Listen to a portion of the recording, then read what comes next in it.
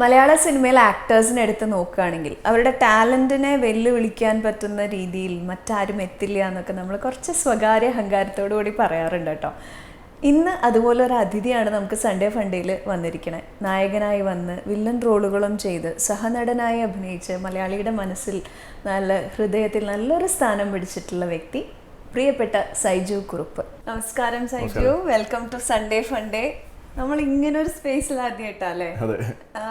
ഞാൻ കുറെ ആങ്കറിങ് ചെയ്തിട്ടുണ്ടെങ്കിൽ നമ്മൾ ഇങ്ങനെ ഒപ്പം വർക്ക് ചെയ്തിട്ടില്ല. ഞാൻ ആകെ ഒരു പ്രാവശ്യം കണ്ടിരിക്കുന്നത് നമ്മുടെ SP ഗ്രാൻഡേസിൽ വെച്ച് ലിഫ്റ്റില്. അതെ, ആ സമയത്ത് കണ്ടിരിക്കുന്നത്.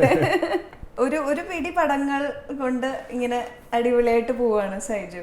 അപ്പൊ ഇടയിൽ ഒരു വർത്താനം പറയുണ്ടായി, എനിക്ക് വലിയ കണ്ടിന്യൂ ചെയ്യണമെന്ന് താല്പര്യമൊന്നും ഉണ്ടായിരുന്നില്ല. ഞാൻ വായിച്ചിട്ടും ഉണ്ട് അതിനെ പറ്റിയിട്ട്.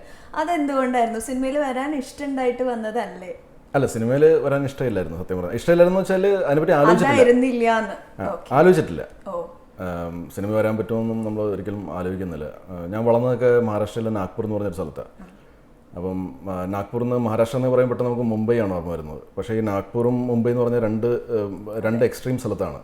അതായത് നമുക്ക് നാഗ്പൂരിൽ നിന്ന് ബോംബെ എത്തണമെങ്കിൽ നമുക്കൊരു ദിവസം എടുക്കും, അത്രയും ദൂരമാണ്.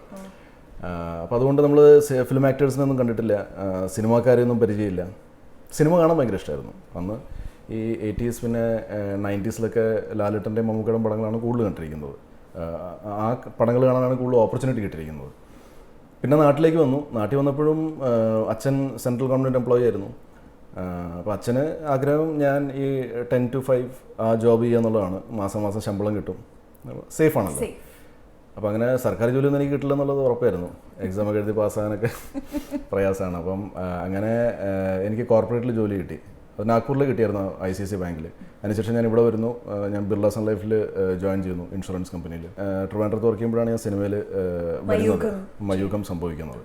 അതൊരു സെയിൽസ് കോളിന് പോയപ്പോഴത്തേക്കും MG ശ്രീകുമാർ സാറിനെ കണ്ടു. അങ്ങനെ അദ്ദേഹമാണ് അഭിനയിക്കുമെന്ന് ചോദിക്കുന്നതും ഞാൻ ഓക്കെ അഭിനയിക്കാമെന്ന് പറയുന്നതും. അപ്പോൾ എൻ്റെ മനസ്സിൽ സിനിമ ചെയ്താലുള്ളൊരു സംഭവം എന്ന് വെച്ചാൽ എനിക്ക് സിനിമ കരിയറാക്കാൻ വേണ്ടിയൊന്നും ആയിരുന്നില്ല. എനിക്ക് സെയിൽസിൽ കുറച്ചുകൂടെ ഗുണം കിട്ടുമെന്ന് പറഞ്ഞുകൊണ്ടാണ് ഞാനന്ന് സിനിമ ചൂസ് ചെയ്യാമെന്ന് വിചാരിച്ചത്. അത് ഞാനൊരു ആക്ടറായാൽ ഇനി എങ്ങാനും ഗ്രഹപ്പഴയ്ക്ക് അല്ലെങ്കിൽ ആരുടെയെങ്കിലും നല്ല കാലത്തിന് പടം ഹിറ്റായാൽ ഞാൻ വളരെ നോൺ ഫേസ് ആകും. അപ്പം കുറച്ചുകൂടെ ഈസി ആയിരിക്കും എനിക്ക് സെയിൽസിൽ. അതൊക്കെയായിരുന്നു എൻ്റെ ഒരു ഐഡിയ. പക്ഷേ കഷ്ടകാലം കൊണ്ട് പടം ഓടിയില്ല.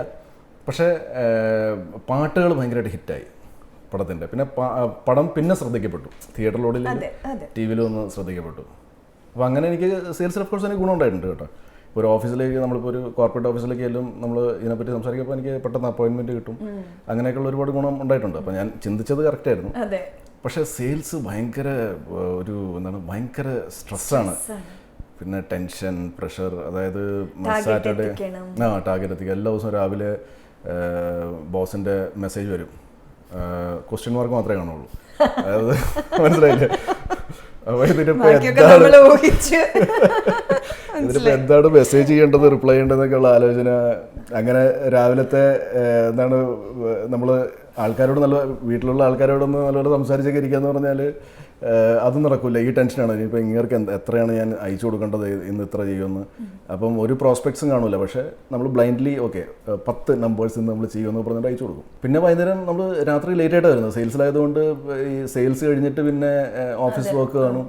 അങ്ങനെ 9 മണിയൊക്കെ ആവും. അപ്പോൾ ഇത് തന്നെ ഇങ്ങനെ കണ്ടിന്യൂസ് നടന്നുകൊണ്ടിരിക്കുകയാണ്. ലാസ്റ്റ് തന്നെ ഞാൻ ഓർത്തപ്പം ചിലപ്പം ദൈവമായിട്ട് എനിക്ക് കാണിച്ചെന്നൊരു സംഭവമായിരിക്കും സിനിമ. എന്നാൽ പിന്നെ അതിൻ്റെ അകത്ത് ട്രൈ ചെയ്താലോ എന്നൊക്കെ ഓർത്ത്. അപ്പോൾ അതിൻ്റെ ഈ മയൂഖം റിലീസ് ആകുന്നതിന് മുമ്പ് എനിക്ക് കുറച്ച് ഓഫേഴ്സ് കിട്ടിയായിരുന്നു. പക്ഷേ അതൊന്നും ഞാൻ എടുത്തില്ല. അത് കാരണം ജോലി വിടേണ്ടി വരും. അപ്പം അമ്മയച്ഛനത് സമ്മതമല്ലായിരുന്നു. അതുകൊണ്ട് പിന്നെ ഞാനൊരു തീരുമാനം എടുത്തു. ഓക്കെ, ഇനിയിപ്പോൾ കണ്ടിന്യൂ ചെയ്യുക, സിനിമയിലേക്ക് ഇനിയിപ്പം കാല് വീണ്ടും വയ്ക്കാം, സെയിൽസ് കരിയർ മാറ്റാം. പക്ഷെ അപ്പോൾ പിന്നെ എൻ്റെ സിനിമയില്ല. പിന്നെ എല്ലാവരുടെയും ഇങ്ങനെ ചാൻസ് ചോദിച്ചു. പിന്നെ അപ്പോഴത്തേക്ക് ഞാൻ ജോയിസ് സാറിൻ്റെ പടം ചെയ്തായിരുന്നു. ജോയിസ് സാറിൻ്റെ പടം ചെയ്യുമ്പോൾ ഞാൻ BPL മൊബൈലിലാണ്. അതിനുശേഷം പിന്നെ ഞാൻ ചാൻസ് ചോദിച്ചത് ജയരാജ് സാർ എനിക്ക് അശ്വരുടൻ എന്ന് പറഞ്ഞ സുരേഷ് ഗോപി അഭിനയിച്ച പടത്തിൽ എനിക്കൊരു വേഷം തന്നു. പിന്നെ അവിടുന്ന് പിന്നെ ഇടയ്ക്കിടയ്ക്ക് 2 മാസം കൂടുമ്പോൾ ഒരു സിനിമ, അല്ലെങ്കിൽ 4 മാസം കൂടുമ്പോൾ ഒരു സിനിമ കിട്ടി. അങ്ങനെ എങ്ങനെയൊക്കെയോ മാനേജ് ചെയ്തു. അപ്പോൾ അന്ന് വൈഫ് വർക്കിംഗ് ആയിരുന്നതുകൊണ്ട് ഒരാൾക്ക് ഇൻകം ഉണ്ടായിരുന്നത്. ഇപ്പോൾ എനിക്കില്ലെങ്കിലും വൈഫിന് ഇൻകം ഉണ്ടായിരുന്നതുകൊണ്ട് നമ്മൾ എങ്ങനെയെങ്കിലുമൊക്കെ മാനേജ് ചെയ്തു. പിന്നെ ഞാൻ കുറച്ച് അധികം ധൂർത്തായിട്ട് ഞാൻ ചിലവാക്കുന്ന ഒരാളല്ല. ഞാനിപ്പം ഡ്രസ്സിലായാലും ഒക്കെ ഞാൻ വളരെ ലിമിറ്റഡ് ആയിട്ടുള്ള ഡ്രസ്സുകൾ മേടിക്കാറുള്ളൂ. ഇപ്പോഴാണ് പിന്നെ മേടിച്ചു തുടങ്ങിയത്. ഇപ്പോൾ കംപ്ലൈൻ്റ് ആണ്, ഞാൻ ഒരുപാട് ഡ്രസ്സ് മേടിക്കാമെന്ന് പറഞ്ഞിട്ട് വീട്ടിൽ. അന്നൊന്നും മേടിക്കില്ലായിരുന്നു ബാച്ചിലർ ആയിരുന്ന സമയത്ത്. അപ്പോൾ എൻ്റെ കുറച്ച് സേവിങ്സ് ഒക്കെ ഉണ്ടായിരുന്നു. അപ്പോൾ അത് വെച്ച് കുറേ കാലം ഇങ്ങനെ തള്ളിനിപ്പോൾ 8 years ഓഫ് സ്ട്രഗിളാണ്. അപ്പോൾ ആ 8 years ശേഷം ആ 8 years പിന്നെ ട്രിവാൻഡ്രം ലോഡ്ജാണ് 2012 September 21 റിലീസായി. അന്ന് തൊട്ട് പിന്നെ എനിക്ക് നിരന്തരം സിനിമകൾ കിട്ടാൻ തുടങ്ങി. പിന്നെ വേറൊരു സംഭവം എന്ന് വെച്ചാൽ എനിക്ക് ആക്ടിംഗ് ഒന്നും അറിയില്ലായിരുന്നു. I was no way prepared to get into movies. ആക്ടിങ്ങിലൊന്നും ഞാൻ വരാൻ ഒരിക്കലും ഞാൻ വിചാരിച്ചിട്ടേ ഇല്ല.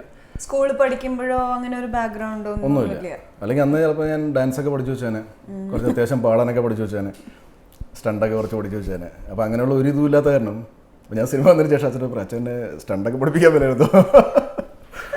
ഞാനൊന്ന് ക്രിക്കറ്റ് ട്രെയിനിങ്ങിന് പോകണമെന്ന് പറഞ്ഞിട്ട് തന്നെ അച്ഛൻ വിട്ടിട്ടില്ല.